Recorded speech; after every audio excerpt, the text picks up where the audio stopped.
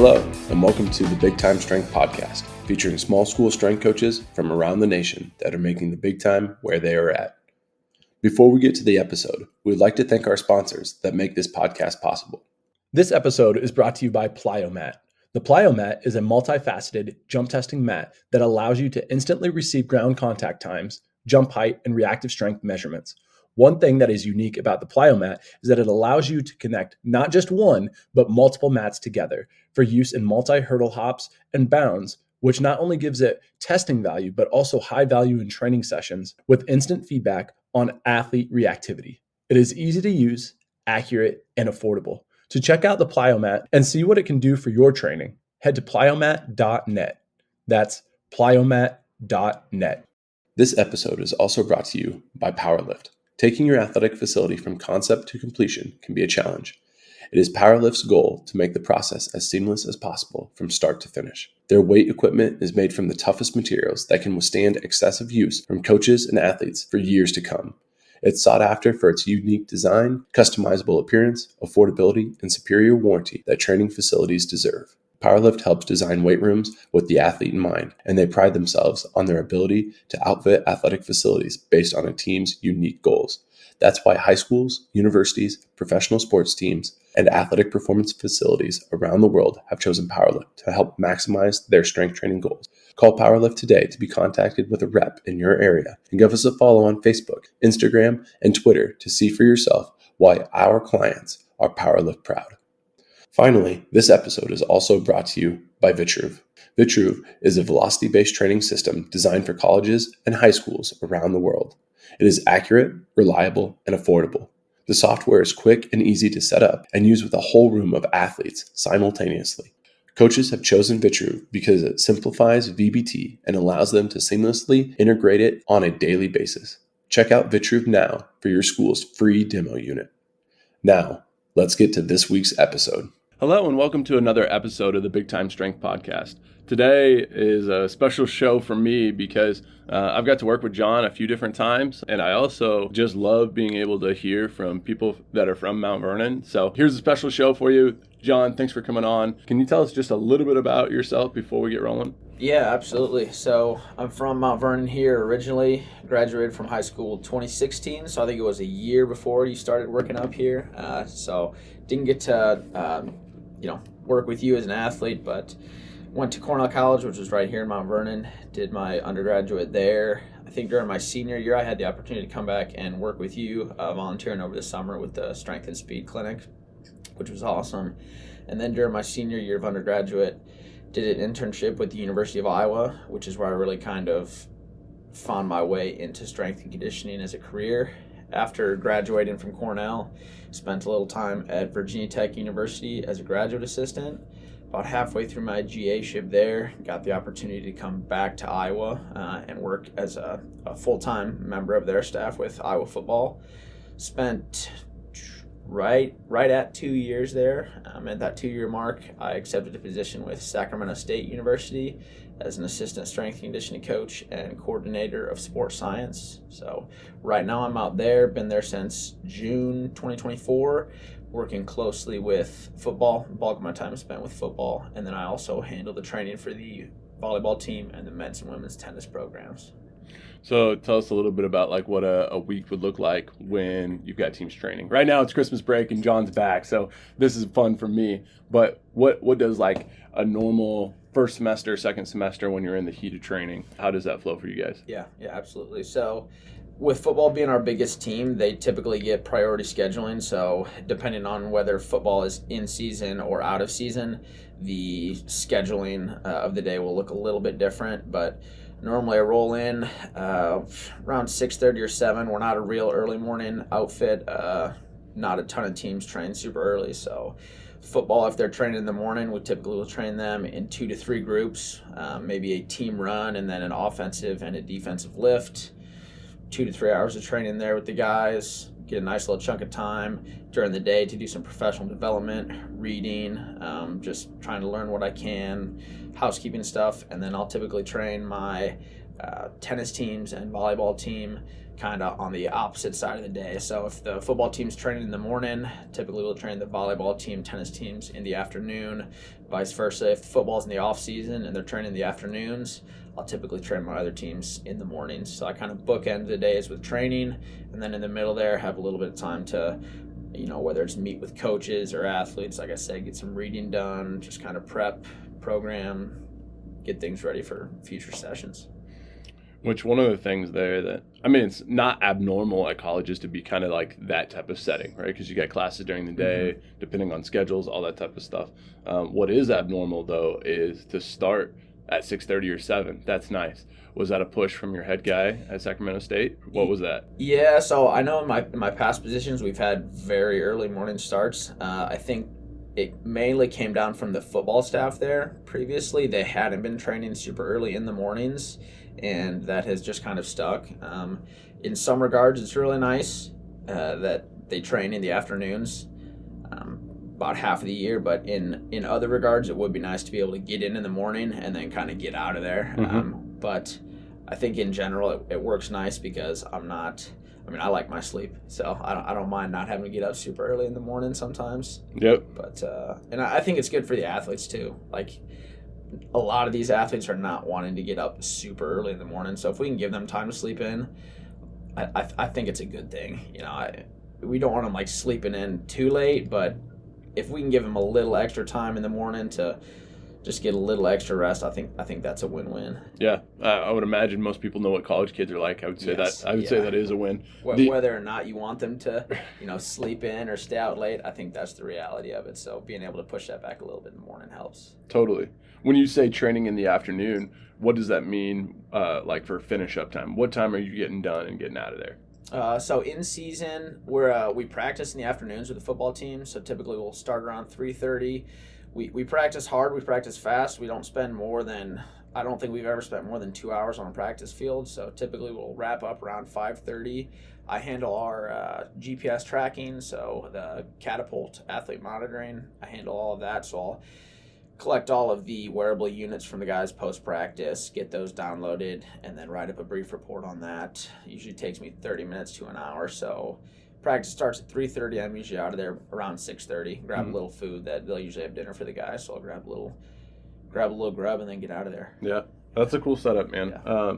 I think the opportunity to learn throughout the middle of the day is something that, like, as a high school strengthening and speed coach, like, one of the biggest things that are just different than the college setting is I've got a planning period that I probably get caught up on emails and everything I got to do at Mount Vernon, right, as far as like school things. Yeah. And then the other one, I'm trying to make sure that our training is good because I teach an early bird class. I get a second prep period. But, like, honestly, when it comes down to it, there's just like this push and pull of, okay, here's another group throughout the day. And sometimes I long for just being able to work on the system, not always just be in the system, right? Here's my question. What are you learning? What are you, like, focusing on with that time? Because that's a gift right there. Like, all the time and effort that you can be putting towards learning. What are some of the things that you're learning right now? Some of the things I'm learning right now. So I guess I'll start by saying that a lot of my reading is not solely in strength and conditioning. I think I would say I split it like kind of halfway down the middle between like technical reading in strength and conditioning, sports performance, and then the other half is just kind of generalized like professional development reading. So kind of psychology, sociology type readings. I've been reading some Malcolm Gladwell recently, some Jim Collins. I think it's important that the only reading you do isn't just like the X's and O's of strength and conditioning, but also readings that will help you develop just as a person in general, like as a communicator, as a leader, as somebody who can think deeply about different things. Because I think just, being a generalist and being able to see things from a lot of different angles, I think is a valuable thing versus just being like kind of a robotic strength coach. Don't get me wrong, like I definitely geek out about a lot of those X's and O's, like I said, of strength and conditioning. But, I think it's important to be well-rounded. Yeah, absolutely. Just a little bit of John's background, and he could speak to this obviously more than I can, but I get to work with his mom, and she's super active within the school district. And then John's dad is a business owner and multiple businesses in Mount Vernon. So John does have a background of just like being out, being in the community, helping a lot of people. And one of the things that I think often plays well into like a strength coach's job is just being a well-rounded person, not just the next nose. So to hear him say that is pretty awesome. And I think the obviously the essence of the show is to try to find that balance of yes, we want to be very good at the logistics, we want to be really, really good at the X's and O's, but when it comes down to it, it's still always about the kids, about the athletes that we're serving. So I guess one of my questions that we'll start to get into is, what is your program's mission statement or core values? What are the things that you're trying to get across to your student athletes in the time that you have them? Yeah, absolutely. So at Sacramento State, within our employee and intern handbook, our first thing, so we kind of have it split into two. Our core values are loyalty, honesty, respect, and positively impact our athletes. But I'll say that the booklet opens up with our three pillars, which are consistency, commitment, and competition. So those are the ones that if I was going to, make my core values, they'd be closer to those. I guess if I were going to put down my core values, if I was to, to have my own program, they would be consistency, cooperation, and competition. So with that consistency piece, I think preaching to the athletes, your attitude and effort, those are the two things you have total control over, and maybe sometimes they're the only two things you have total control over. So having a consistent approach, consistently positive with both of those, is super important. That cooperation piece, big part of that is communication. So being able to cooperate in a team setting, being a good teammate, being coachable, being able to communicate with everybody that's around you, whether it's your teammates, coaches, training staffs, at your level, being able to communicate with different teachers, anybody in the building really. And then the last piece is competition. And that's not just competing against, the opponent. It's competing against your teammates to make everybody in the room better. It's competing against yourself, which a big part of that is being able to track our training data across time. So always knowing, what the athlete's previous bests were, or their, what they've been doing in recent times, and then being able to compete against themselves, their own numbers, to constantly be better. Not just better than the competition or better than the person next to you, but better than who you were yesterday. So those 3 C's, I think, would be the three kind of ideas I would build my core values around. I'm a sucker for alliterations or for like the 3 C's. So I think you nailed it with those. Consistency, the attitude and effort portion of things, that's what we hit on a lot. And I think you'll see a lot of people start to, just like the R factor is what I learned it from with Tim Kite, and just this opportunity as a coach to teach your student athletes that really, truly the only thing that they have control over is how they're going to respond in the events and situations that they're placed in. And if we see that our response matters, then we can start to like attack what it looks like to be the best version of ourselves. So I loved how the cooperation portion obviously is great, because we need that teamwork aspect, but that competition part, I think it merges in my mind now of cooperation and competition, because the way I start to see competition now is just different. Rereading through Frosty Westering's book and what it looks like for people to embrace what a journey looks like as opposed to the destination, and what competition looks like. And it just reminds me of like Joe Ehrman's book too. What was that one called? All he's talking about, Inside Out Coaching, all he's talking about is like competition brings out the best of both people. And if your competition isn't doing that, then it's probably not the competition that we should be seeking, right? So just really interesting stuff of how you can get people's minds right so that they can get better, right? And that's our job ultimately as in the profession that we're in, right? So when you start to talk about like the overall culture of the program, maybe some of the athletes can come in and they can tell you the 3 C's. But what are they going to say? When they walk into the weight room, what are they going to say about John? What are they going to say about the atmosphere that they're in? What are some of the things that you guys try to stress? It's a good question. Pertaining to me as a coach, I think my athletes are going to tell you that I'm a pretty easygoing person, but that doesn't speak to me not being passionate in the weight room. I know that certain coaches kind of have a drill sergeant approach where they're, very strict, very rigid. That's not somebody who I am. I'm a laid back person by nature, but I'm passionate about what I do. So I always have a good time with my athletes when I train them, but they also know that when they're in there, it is time to get to work, right? We can have it, they're not competing things, right? You can have a great time, you can banter, you can have fun in the weight room while also getting work done. And I think that being very clear about what your expectations are up front is how you go about being able to build something like that. I think if you're not clear about the expectations, there can kind of be those blurred lines, that gray area. But as long as you, from the get-go, are clear about what you're looking for in your training sessions, when you're in the weight room, the athletes know, like, hey, we're here to work, but we can also have a great time while we're doing it. The overarching culture of the program, I think, is a little trickier of a question, just because when I'm dealing with multiple teams across the collegiate level, it always has to come down from the head coach. So I think we as strength and conditioning coaches, our main role as far as developing or instilling culture, it's really communicating with our head sport coaches, making sure we know what the vision is for their program and that we're aligned in the messages that we're sending to the athletes. Now, that doesn't mean that we can't develop a kind of general culture of, hard work, consistent effort, and positive attitude within the weight room.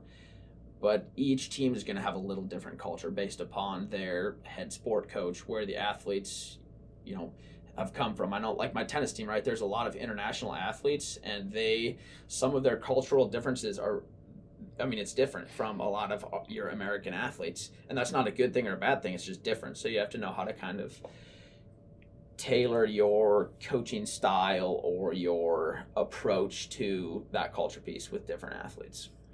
When I was at Northwest Missouri State University, we had I coached men's and women's tennis also, and I think we had one American on the boys team and one American on the girls team. It was an unreal experience, awesome, just amazing, and to see how that culture mixed together from people from all over the globe is really fun. So that was just a side note, but I relate to that because it's fun, and it probably forces you to learn a little bit too, just like how to communicate in different ways to different athletes, right? Absolutely. Some of my foreign athlete or international athletes, they're a ton of fun. I'm a person who likes to just kind of banter and ask questions and learn about just people's lives in general. So getting to hear about just the differences across in different nations it's special, and it's interesting to me. I think it's some of those international athletes too, that they maybe need a little bit more of that, because they're however many thousand miles away from home. So making sure that they feel seen, and that they're not just an athlete, they're a person too that you can talk to, and I think it's an important thing. Yeah, well, man, they're already a certain type of individual if they're 1,000 miles away from home. They're a collegiate athlete, so they're already shifting towards the top of people that are just high functioning, mm-hmm. right? Most of them, English is their second language. Maybe it's their third. Honestly. So they're super bright people too. It's holy cow, what an unbelievable opportunity to just be a part of those teams. So it's a fun experience. I'm not sure there's a lot of strength coaches that don't have tennis, but that was a very vital for my development, was just to be with so many awesome people like that. So one of the questions I want to follow up with was when you set those clear expectations at the beginning, and that you want to have fun while you're training also, and you have this fine line, but sometimes one of the two probably goes too far, and it's normally that having fun or that line possibly gets blurred. When you have to come alongside some of your athletes and say, hey, this isn't quite what we're doing, what are some of your techniques or strategies or ways to manage that environment so that you get back to where you want to be expectation-wise? So, yeah, that's a great question. Something I learned when I was at Virginia Tech he's now the director there, Ron Dixon, is just having patience with your athletes sometimes. I've been around coaches that are quick to kind of start yelling and start reaming some of their athletes, like to get them back in line. Something Ron did that I loved, he would just stop. Like he would just, if he was coaching and there were athletes like talking while he was trying to coach something, or if they were being distracting, he would just stop. You know, if he had attention of half the group but not the other half, he'd just stop talking. He'd just sit there. He'd just be patient, right? And you kind of allow the opportunity for the leaders on your team to say something. So the athletes on his team would be, hey, come on, guys, like lock in. Like it's time to work. And I think not only are you showing that you're not somebody who is quick to like lose their temper, but you're somebody who wants your team to step up and become leaders, right? Like you don't want to be the only person yelling at your athletes, the like dictator of the room, I guess you want to say.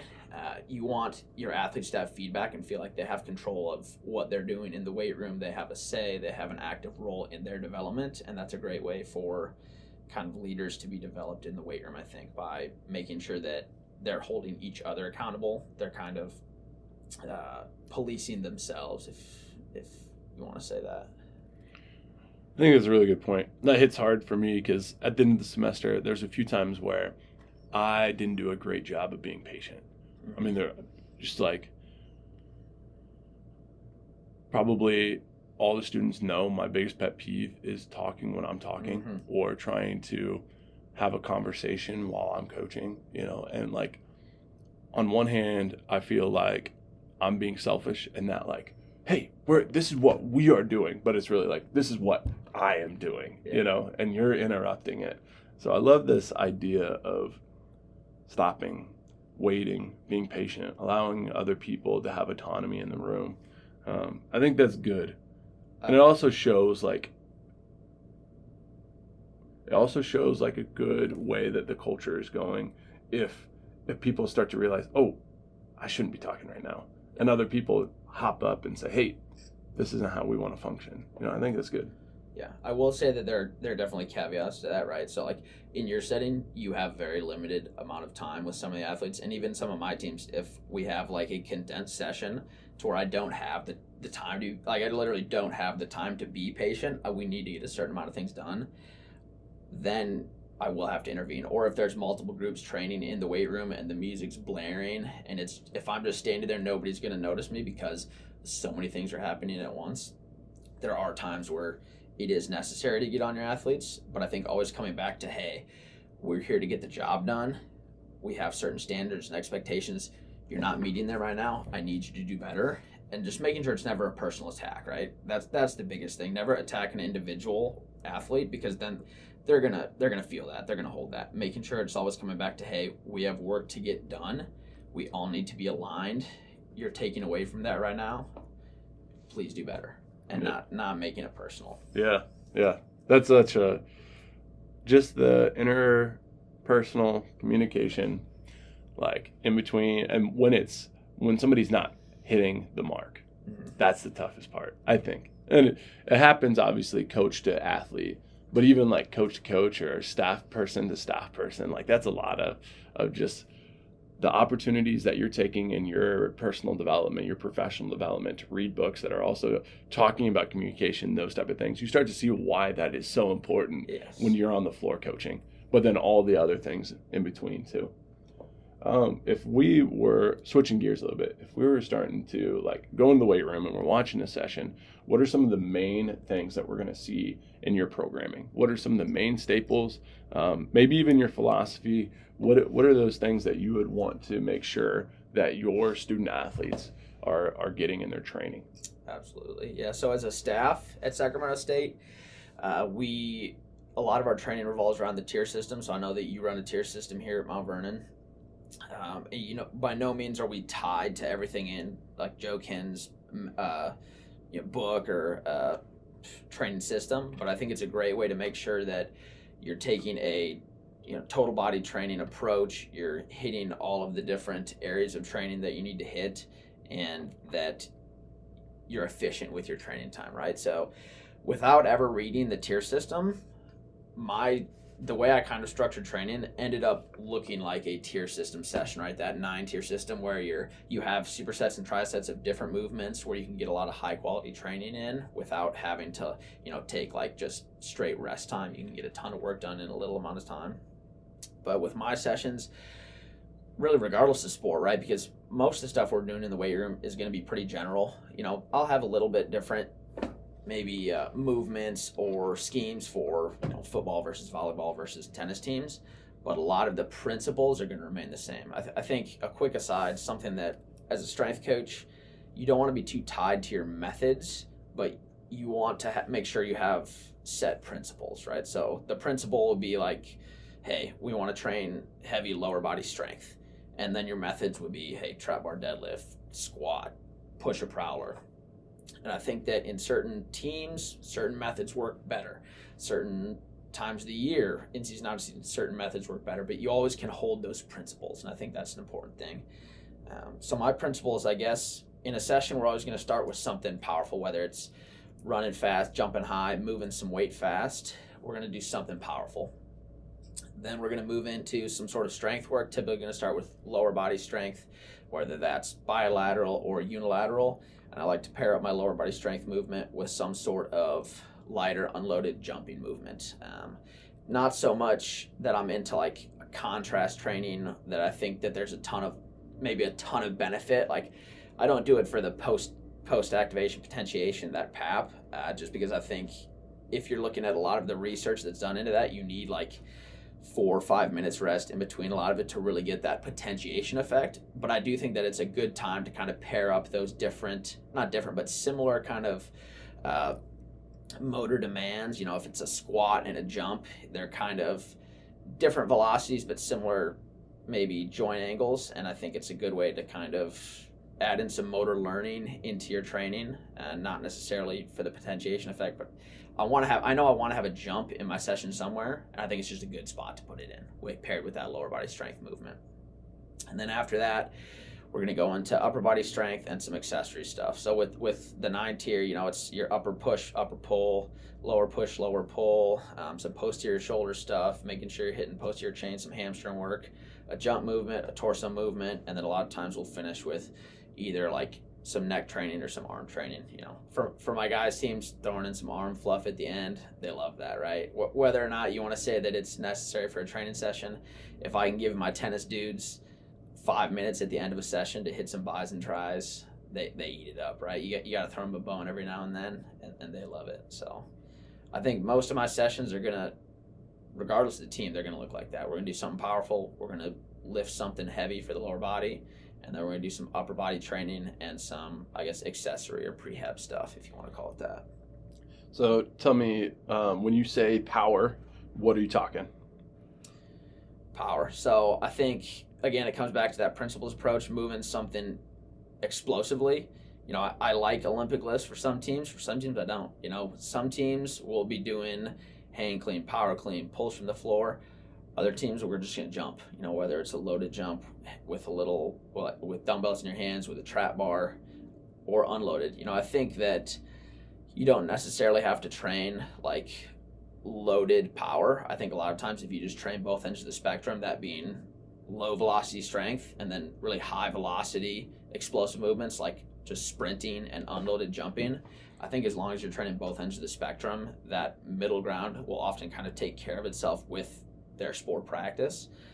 So like with my tennis team, I don't do a ton of loaded power training. A lot of it's just unloaded jumping, sprinting, and then basic foundational strength movements in the weight room. With the football team, I think there's a little more necessity in doing loaded power stuff just because you do have more external resistance, right? A big part of your sport is manipulating an external mass. So doing things like trap bar jumps, different hang or power clean variations.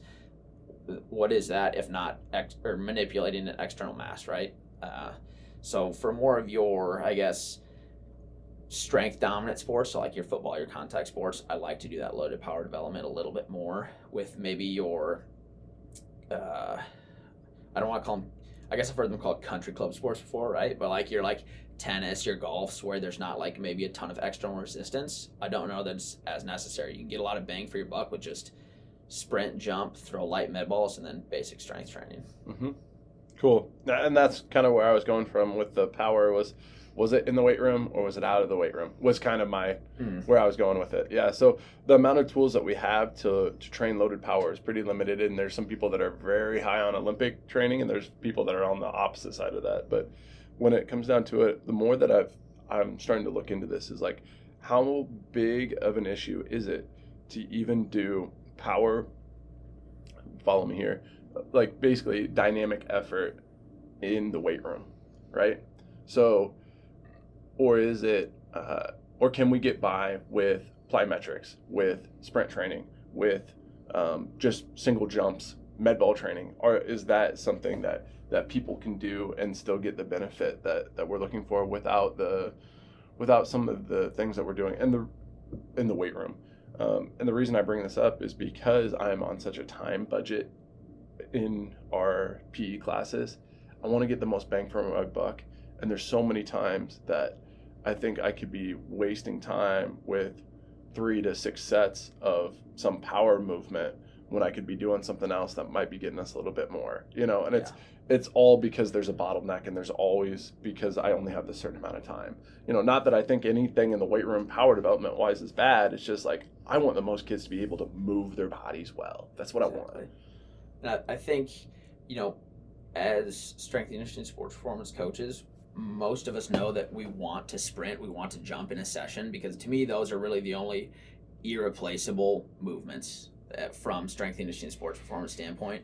I'm not going to be tied to a back squat. There's, a dozen other things I could do instead of a back squat. Same with a bench press, same with a hang clean. There's different exercises that I can use to fill those buckets, but I don't know that there's anything that can really replace maximal effort sprinting and maximal effort jumping for height or distance. Just unloaded jumping and unloaded sprinting, I don't know that there's anything that can truly replace those.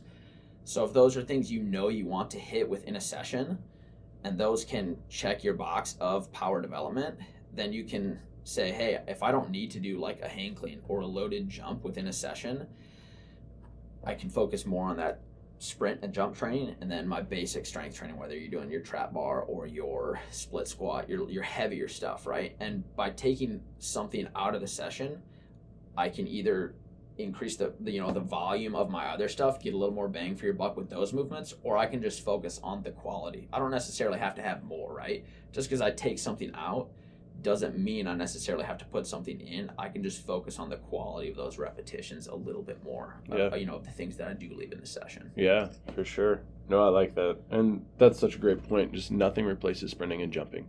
You just can't. And obviously, when it comes down to it, those are the markers that I'm going to be looking at the most. Like max strength is great, but we really want to be able to see how fast can we be, how far can we jump, how high can we jump. That's the way that I look at most of our training at Mount Vernon anyway.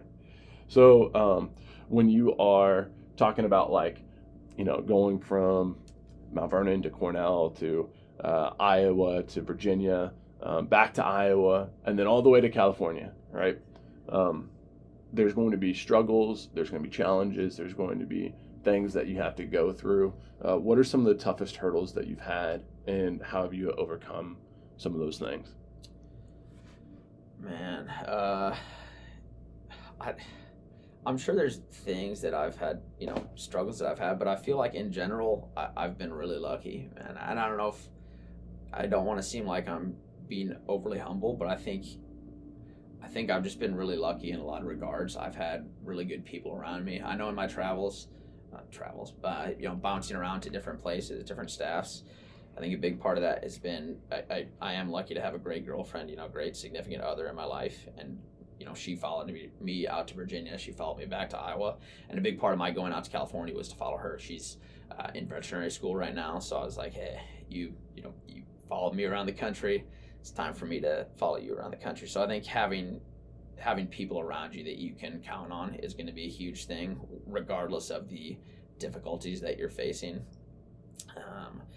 In my current role, I think the toughest hurdle that I have to overcome now is just in communicating, battling like misinformation or performance fads with athletes and coaches, right? So there's no like really big like, oh, like this is a super big issue for me. I work with somebody that's not great. Like I'm lucky to work with good people, like good sport coaches, good strength coaches. I got great athletes.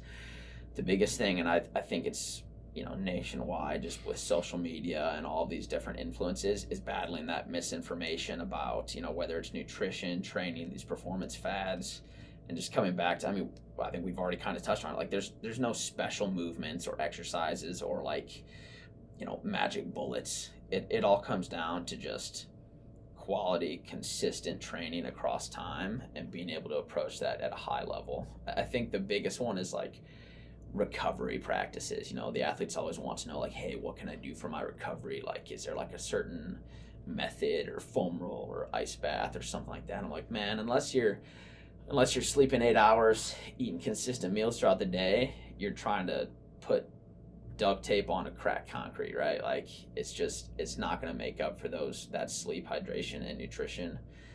All the different recovery stuff is just a wash. So that you can probably tell I have my frustrations with that, right? But in general, that's the only thing that I really have as far as hurdles. It's just kind of battling some misinformation or trying to educate athletes and coaches, because some coaches like to make recommendations just from anecdote. Like it'll be, hey, what do you think about the guys doing this for conditioning? This is something that really gets my heart rate up. Like, well, just because it gets your heart rate up doesn't mean that it's probably the best thing for your athletes to be doing, right? Like you could be watching a scary movie and your heart rate spikes. I'm not going to sit the guys down in front of a horror film to get their conditioning in, right? So just kind of trying to educate coaches on that aspect, that, hey, there are certain things that we want to implement and there's reasons for that, not just because of, increased heart rate or because you saw your favorite athlete doing it. Let's go. That's really good. That's one of the things that I find is having conversations with the kids ends up leading to more connection if you know your why behind things. And one of the things that I value with you is like you are well-read, well-studied, and well-versed in the things that you're doing. So if I have a conversation with you, I feel that you're not going to load it up with any bull crap. It's like, this is why we're doing what we're doing, and this is why what they're doing might be valuable, but it doesn't work in our setting. And most of the time, that's the conversation that I'll have with our athletes is like, you're right, man. I really love cleaning from the floor. I would love to do some of the major Olympic lifts in the setting that we have, but we have 1,800 square foot facility, and we have 36 kids in there. Like bars flying around in our area, it's just not going to work the same way. And I know that logistically I could figure out a way to get something done, but really when it comes down to it is like there's going to be limitations, and everybody realizes like as soon as you explain the limitations that you might have with something, it's gonna be like, oh yeah, okay. Yeah, and I loved your response to that too, because it's not, you can't just like, well, you can, but it's probably not the best way to do it, just to shut an athlete down or like shut somebody down if you don't agree with what they're saying, right? So like when an athlete brings misinformation or something to me that like probably isn't going to work in our setting, you can't just shut them down, right? Because then they don't feel like ever coming to you again, right? You have to give them a little bit of, hey, like that's an interesting thought, or there is some value to that, but it's just not going to work in this setting for this reason. And just making sure that an athlete is always heard and seen and not just shut down. Yeah. Well, honestly, like sometimes I'll have athletes that bring something that's like viable and it's good. Yeah. And it's like, oh, that's cool. I want to learn more about that.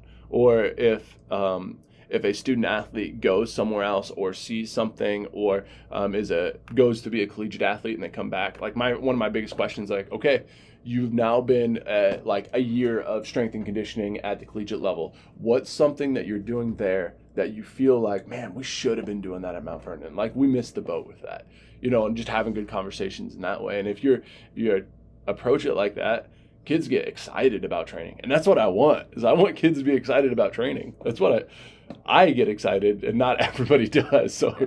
I like it. Yeah. One of the guys that was a grad assistant with at Virginia Tech, Mark Updegraff, he's now I think he's at Boston College right now. But one thing that he told me that always stuck with me was every man is your teacher, right? So whether it's something good or something bad, you can learn something from everybody. So just being open to learning, as a person in general, but especially as a coach, is huge. Yeah, I think I remember you telling me that, actually. That's one of your go-to quotes. I like it. Yeah. I like it. That's not, awesome. Not a John Engelbrecht original. I got to give credit. Gotta give credit to Mark it, on that yeah. one, Nobody has original thoughts anyway, Yeah, so it's all good. no. What is your vision for the next 5 years? You know, if you're in California, wherever you're at, what's your vision? Oh, that's also kind of a loaded question. I'll get to why. So next 5 years, I think whether I'm at Sacramento State or not, I do have goals for Sacramento State, and I want my time to be there to be something that, you know, both me and my boss and our staff in general, we want to make sure that we can build something that can last just beyond us, right? And I'm not saying that the next staff that comes in is going to do like all the same things that we do, but I want to be able to set up systems to where, hey, if we do have a great opportunity that, you know, we're not there anymore, there's still some structure to the program. And I think a big part of that is going to be investing in different, like, I think tech's a huge thing. So investing in different tech that can make training more efficient for our athletes. So we just were able to get Perch. So for those who aren't familiar with it, it's a velocity-based training system, but it's camera-based. So it's a little bit easier to, work with larger group settings. And I think that's something as far as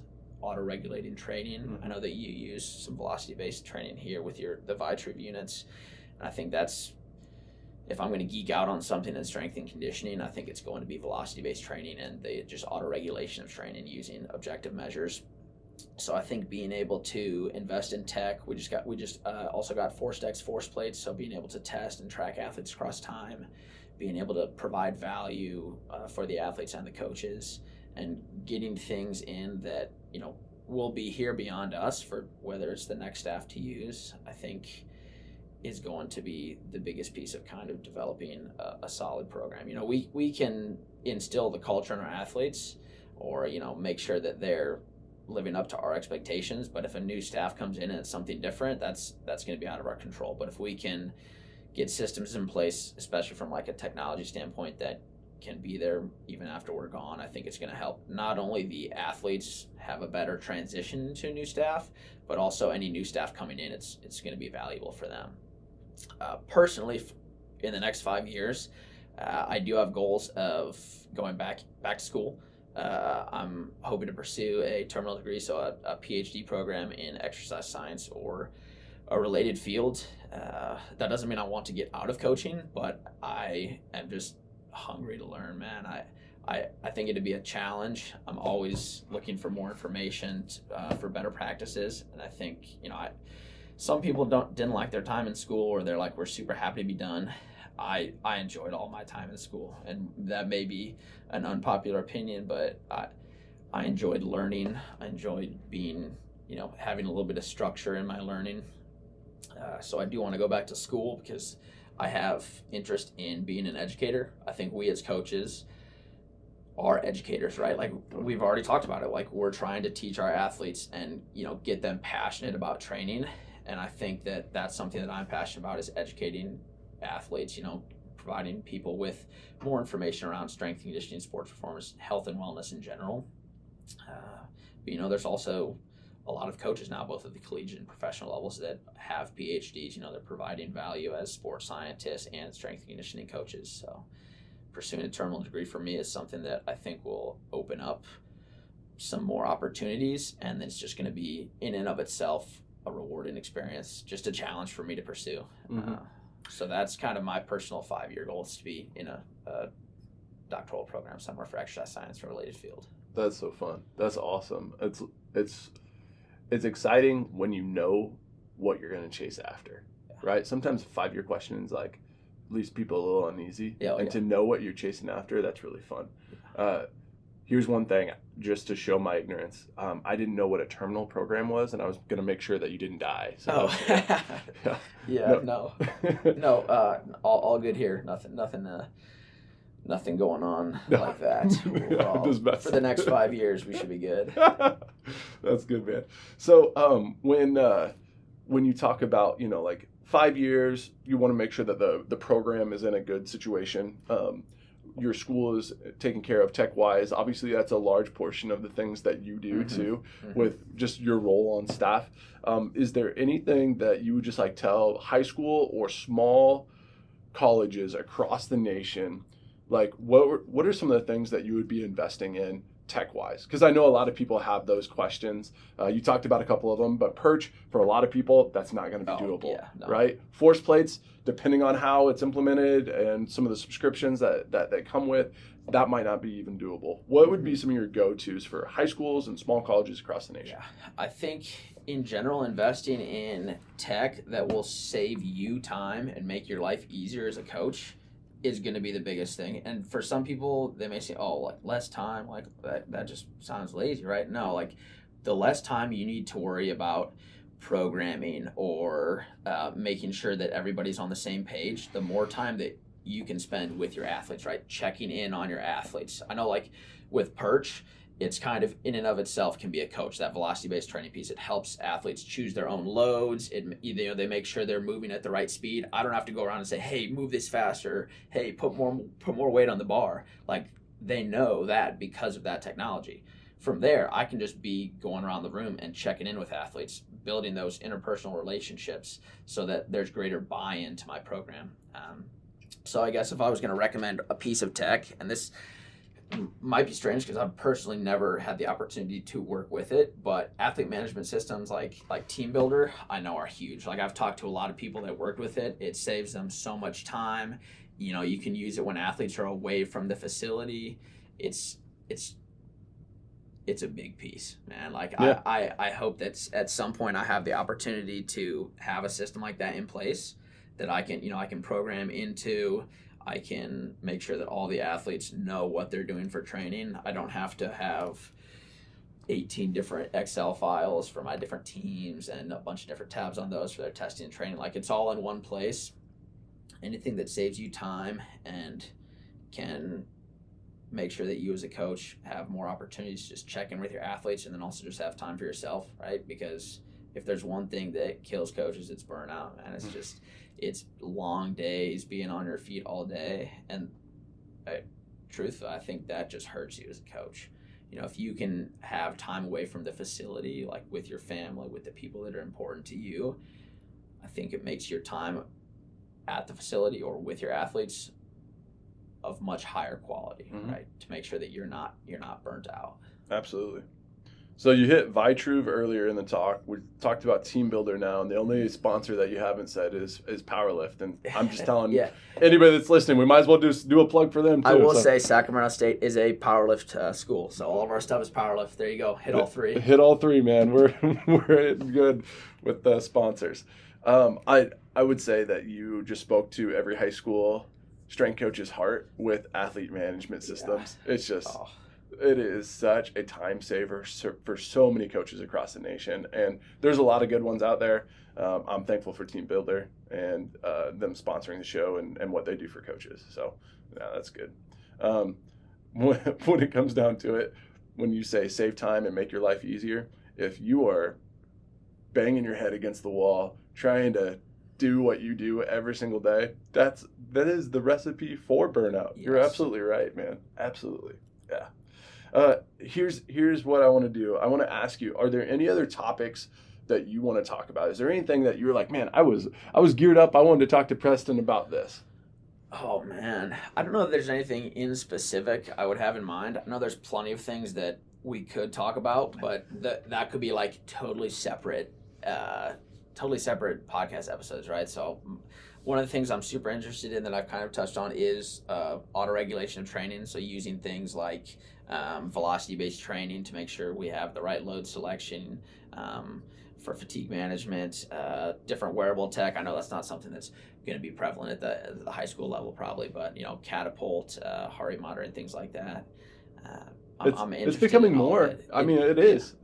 It's becoming more of an option all the time, and the way that I don't know about Catapult, but there's some other ones that are working more and more with high schools, because I see just if you want to sell by volume, maybe not the same prices, but by volume, high schools are a good way to do that. Yeah. So no, that's good. Yeah. Sorry to interrupt there. No, you're absolutely fine. And then, we don't we probably won't have the opportunity to get into it in this episode, but the auto-regulation of training using different technologies, and then just kind of battling like some of the dogma in strength and conditioning. So like being too tied to your methods, like whether it's the back squat or the Olympic lifts. I know that you've gotten away from some of the things you used to do a ton, right? Like, yeah. Correct me if I'm wrong, but you're more unilateral focused now. Like Yep. you guys used to be big bilateral squatting or back squatting. You've gotten away from that, and I know a lot of coaches that have gone more to that unilateral focus on things. I know coaches that have gone away from Olympic lifting for certain reasons, and that's not to say that any of those movements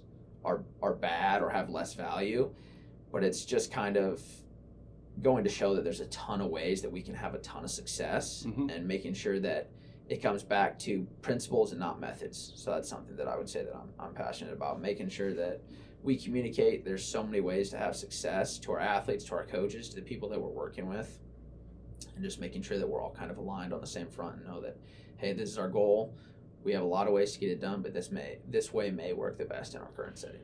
I really align with the dogma thing of just fighting that, but I wasn't always there. It took me a while to get there, to be like, okay, now I've seen other ways that you can be successful. Now I can start to relate even more. And then my own training, like that was like, just to throw out, one of my biggest influences with the unilateral stuff was Nick DeMarco. He doesn't not bilateral train. He just found a ton of value in unilateral training. And so it was like, that was an opportunity once again for me to learn and put an emphasis on something that I do think there's a ton of carryover. So absolutely. And I think that goes back to you talked about you weren't that way at first, and neither was I, because your preferences or the ways that you think about training are always going to be influenced by what you've been around, right? So my first internship at University of Iowa, heavy back squatting, big into hang cleaning, right? And they had a ton of success there, right? It's worked for a long time for them. That doesn't mean it's going to work everywhere, right? So, after being at other places, I saw things done differently. So I think if there's one thing I would recommend to, younger coaches, or really any coach, because I don't think it matters whether you're young or old, you can always be learning, is to, seek out different ways of doing things, whether you can do an on-site visit to places, to high schools, colleges around you, or just, professional development, reading, watching things, listening to podcasts, right? Big Time Strength podcast. Yeah, let's go. Yeah. But just always looking for new ways to learn, not being too tied to anything, just being excited about learning. The other thing that you hit on, and I know I personally love auto-regulation. I think it's the end-all be-all. Just for my quick hot take, I think percentages are garbage, especially for high school athletes. With it. So when it comes down to programming for us, this last semester, this is the first time I've ever done it, 9 through 12, we were VBT. I'm going to backtrack a little bit this semester. I'm going to take it out of 9-10 and only leave it in 11-12. I think there was some miscommunications, some possibility that we didn't get it incorporated the way that I absolutely wanted to. So we're going to back it away. Maybe they'll get to it by the end of the semester, but at least at the very beginning, we're not going to have any VBT. And some people at the beginning of VBT coming out, they thought it was a certain training program. It's not. It's just more information. Yes, it's like, imagine being in the weight room and saying, okay, we're going to lift some heavy weights, but you never know how heavy the weight was, and just not being able to track it. Well, it's just another metric is all it is. And I think maybe that was a misconception for a lot of people. So even when you hear like, oh man, they're using it with freshmen and sophomores, it's like, well, for some of our athletes, it was really good, and they're going to be disappointed that we're not doing it in the second semester with them. But for other athletes, it'll be a relief that they don't have to worry about that other extra input of information, so they can refocus on things that matter for us. Tell me a little bit about the things that you're passionate about with auto-regulation. Give me your rundown here. Yeah, so I think a good example, when I got to Sac State, started working with the volleyball team in the fall, I didn't have numbers on them, right? Like, they didn't have max numbers for me to work on or to prescribe weights on. And I knew that I had access. We had a few Tendo units that I had access to, and then going into their competitive season, I wasn't about to go right into testing them, because I wanted to make sure that they were fresh enough for their practices, and that instead of testing, I could get quality training in with them. And I think having things like velocity-based training tools your training can be your testing, right? You don't have to dedicate a specific day to testing. Just a regular training day can be testing because you're getting data from that, from your velocity-based training tools. So going in there with just kind of general, speed velocity ranges in mind, saying, hey, like, ladies, today we're going to work up, it's going to be a heavy triple on deadlift. I want you to be above 0.5 meters per second, right? So it's not going to be super heavy, but it's going to be approaching that heavier load.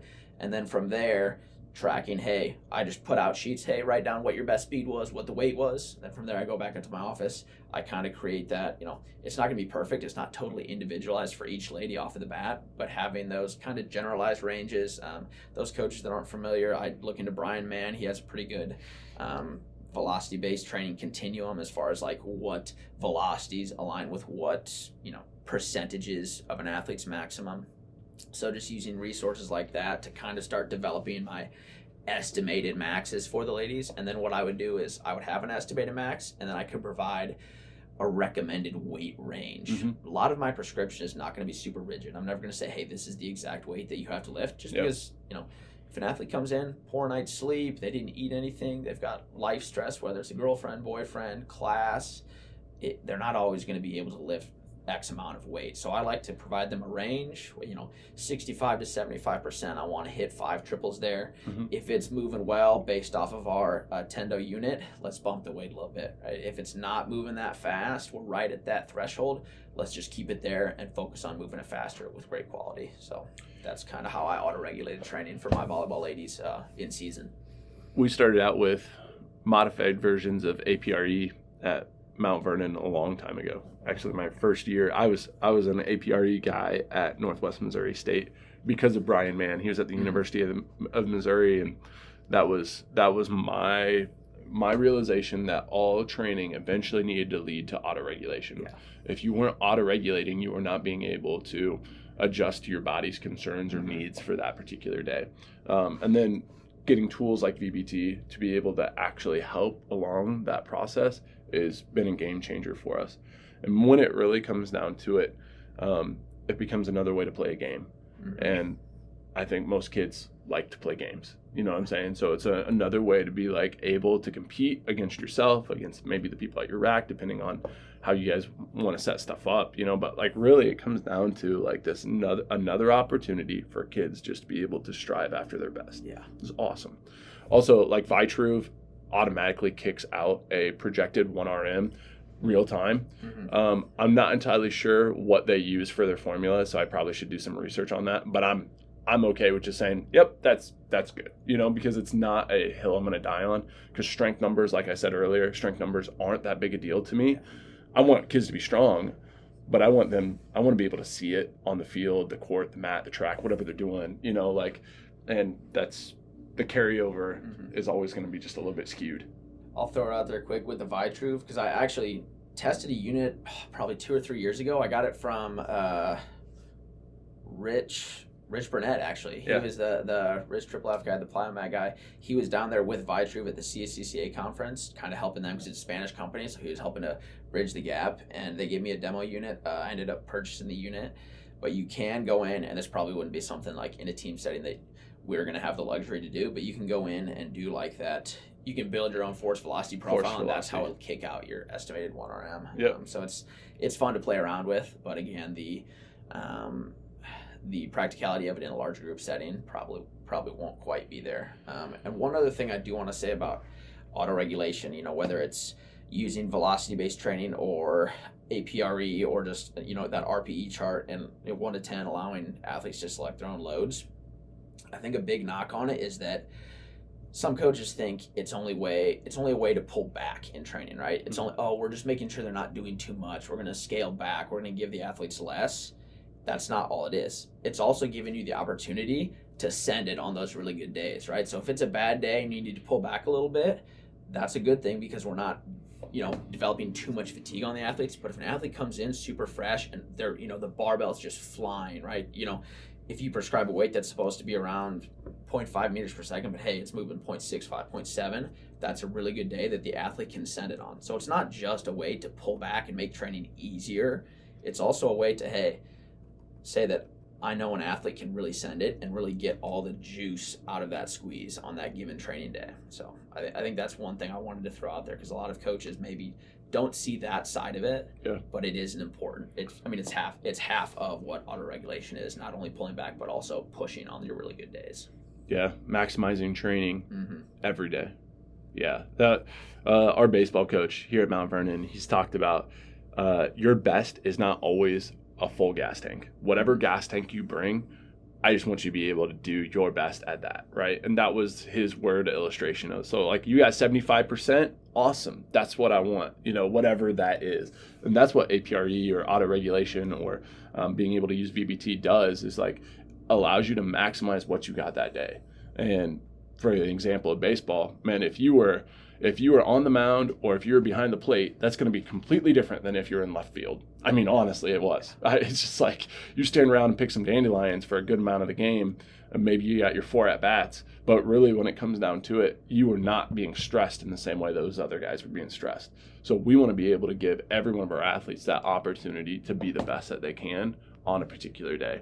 And I think that's a secret sauce for a lot of training. Like if you got a strength coach that realizes that and be able to program that within their system, I think you're going to get a lot of good results. That's got to be refreshing coming from a sport coach too. That's been like eye-opening. Like, oh my God, yes, this guy gets it. Yes. A lot of strength coaches aren't quite there yet either. Like in understanding that piece of training, meeting the athlete where they're at. So that's awesome hearing that come from a sport coach. It's Totally, right? But then you start to think about it. It just makes sense. Yeah. It just makes sense. Yeah. Right?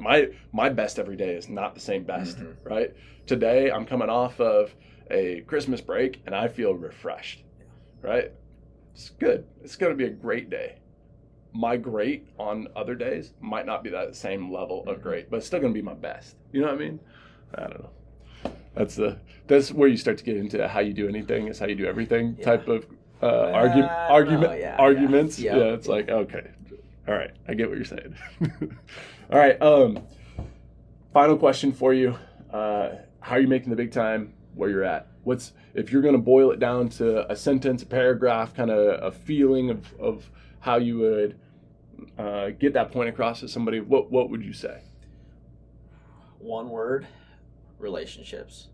So I know I've given a talk in the past with Iowa High School Strength and Conditioning Coaching Association, but I brought it back to self-determination theory, which comes down to those 3 pieces. It's autonomy, competency, and relatedness, making sure that athletes feel in control of their own destiny, in control of their own training and development. That's the autonomy piece. Second piece, competency, making sure that we're giving them wins. They feel like they can have success in what they're doing. And then the relatedness piece, making sure they feel like they belong. They belong in the team, they belong in the room, they're comfortable around you as a coach. Those 3 things all come back to relationships. So if there's one principle that I'm going to hold, it's making sure that you're building relationships with your athletes so that they trust you and then that they'll buy into your training. Because if the athlete trusts you, it doesn't really matter what kind of system you're implementing, as long as they're bought into it and they're attacking their training with great intent and effort. That's all you can ask, man. As long as it's consistent across time, an athlete's going to make gains. That's gold, man. That's awesome stuff. And honestly, as a flashback to last April when you spoke, that was my big thing that I circled at the end, was just what you just finished with. And that's a great segue to end the show here. This next week, look for the presentation that John did last April. We will post that for the podcast for next week. It is an awesome talk. He does a great job of breaking down what high school considerations, basically warm-ups, speed training, strength training, and then what you just heard there at the end. He breaks down all of that, does it in a really good way. I think it was one of the best. I'm not just saying that because he's in the room and he's from Mount Vernon. It was one of the best clinic talks I've heard as related to the high school strength coach. So if you're a high school strength coach listening to this show, tune in next week to hear his presentation that he delivered to the Iowa Strength Coaches Association last spring. John, thanks for coming on the show. That was awesome. I always appreciate our conversations and thankful for what you're doing, man. Hey, thank you. I mean, this is my first podcast, so I'm happy to be on it with you. This was a ton of fun. hopefully I provided a little bit of value. I think it was super rewarding to me, and I think for all the listeners, Coach Peterson's doing a fantastic job. I mean, as you heard all the things we're talking about, he's doing great work here at Mount Vernon, and just keep doing it. Keep doing your thing. Appreciate it. Thank you. Thanks, man.